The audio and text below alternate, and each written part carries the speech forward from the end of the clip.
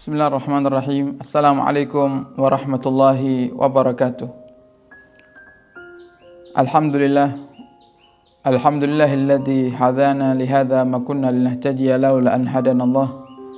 Allahumma salli wa sallim wa barik wa karrim wa majjid wa 'azzim ala sayyidina wa habibina wa syafi'ina wa qurrati a'yunina wa nuri qulubina maulana Muhammad wa ala alihi wa sahbihi ajma'in. Amma ba'd. Ikhwani hafizakumullah. Nabi kita Muhammad sallallahu alaihi wasallam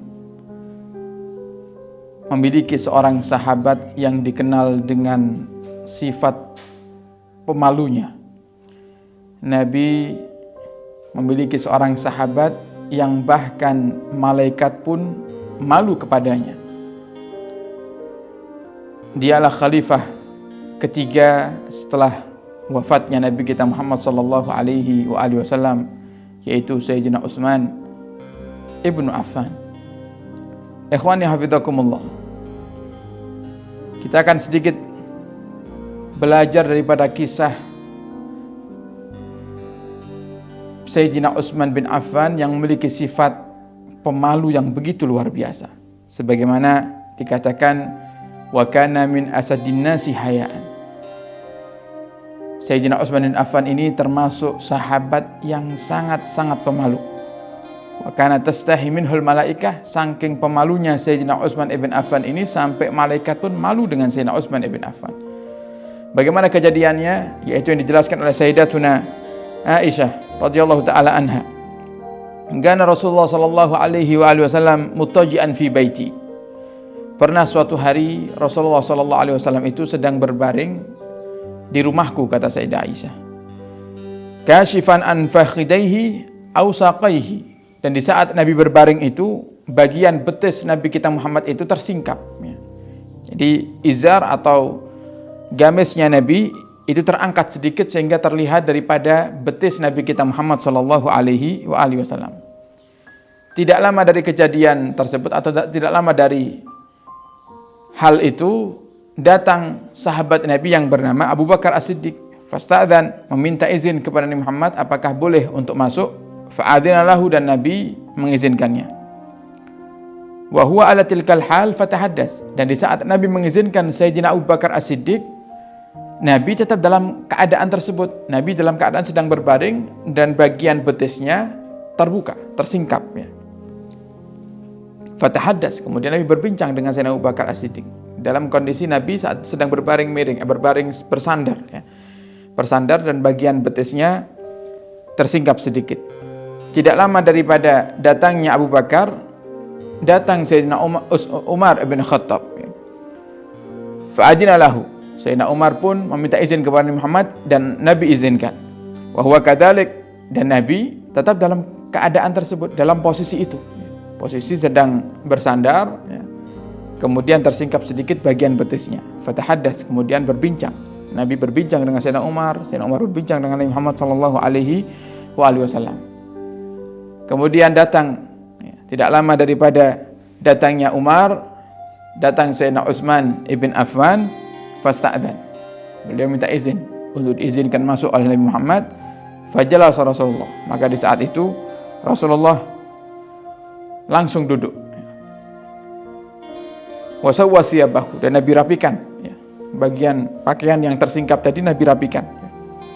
Fadakhala, kemudian Nabi izinkan Sayyidina Utsman untuk masuk dan beliau pun masuk. Fatahaddas, dan berbincang dengan Sayyidina Utsman ibn Affan. Falamma kharaja, dan di saat perbincangan dengan Sayyidina Abu Bakar, perbincangan dengan Sayyidina Umar, perbincangan dengan Sayyidina Utsman ibn Affan selesai, beliau-beliau mereka ini semuanya pulang.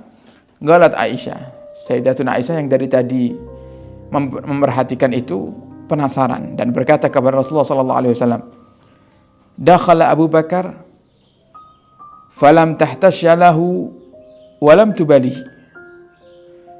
Ketika masuk Abu Bakar, ya Rasulullah, kau tetap dalam posisimu, kau tidak berubah, bahkan aku melihat bagian kakimu tersingkap sedikit. Summa dakhala Umar, tidak lama masuk Sayyidina Umar ibn Khattab, dan kau pun juga sama, kau tidak berubah posisi, tetap seperti itu. Summa dakhala Utsman, akan tapi ketika masuk Utsman ibn Affan, fajalasta, kau duduk langsung ya Rasulullah. Wasawaita thiyabak, kau rapikan pakaianmu. Kenapa ya Rasulullah? Faqala, kemudian Rasulullah sallallahu alaihi wasallam beliau berkata, ala astahi min rajulin tastahi minhul malaikah. Apakah salah jika aku malu dengan seorang laki-laki atau seorang pria yang malaikat pun malu kepadanya? Apakah aku salah, Kak, wahai Aisyah, jika aku malu dengan seorang sahabat yang malaikat malu kepadanya, yaitu Utsman ibn Affan? Masya Allah, seorang sahabat Nabi, minal asrah al-mubasysyarina bil jannah, 10 sahabat yang mendapat jaminan surga dari Nabi kita Muhammad sallallahu alaihi wasallam, dapat kabar daripada Allah yang disampaikan oleh Muhammad bahwasanya beliau ahli surga, memiliki sifat yang sangat pemalu. Beliau orang yang tampan, bukan pemalunya karena beliau tidak pede, tapi beliau orang yang tampan, beliau orang yang ganteng, tapi memiliki sifat pemalu yang begitu luar biasa, yang sampai-sampai malaikat pun malu kepadanya. Beliaulah Sayyidina Utsman ibn Affan. Ikhwani hafizakumullah, yang bisa kita ambil hikmah daripada kisah ini, pentingnya sifat malu yang memang wajib untuk kita miliki sebagai manusia.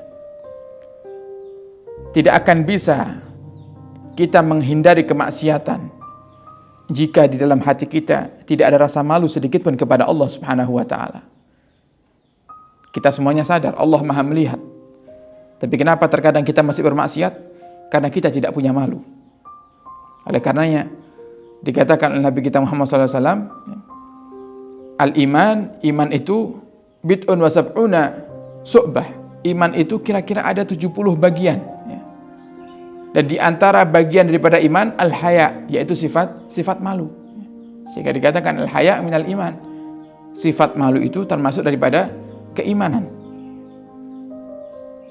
Tidak akan berani kita bermaksiat kepada Allah jika kita punya sifat malu kepada Allah Subhanahu wa taala. Kepada manusia pun juga seperti itu. Dan yang terpenting adalah kepada Allah Subhanahu wa taala. Sifat malu akan menumbuhkan rasa takut dalam hati kepada Allah. Sehingga di saat dua sifat ini kita miliki, maka insya Allah kita akan istiqamah di jalan yang benar dan kita tidak akan tergoda dengan yang namanya kemaksiatan. Maka mari ikhwani hafizakumullah, tanamkan dalam hati sifat malu, ya. Karena Allah suka dengan orang-orang yang memiliki sifat malu. Karena dengan sifat malu itu diri kita akan lebih terjaga daripada kemaksiatan-kemaksiatan. Dan semoga Allah menjaga kita semuanya dari hal-hal yang Allah murkai, dan Allah berikan kepada kita sifat malu yang Allah ridhai. Amin amin ya rabbal alamin. Hakata minni wal afu minkum. Wassalamu alaikum warahmatullahi wabarakatuh.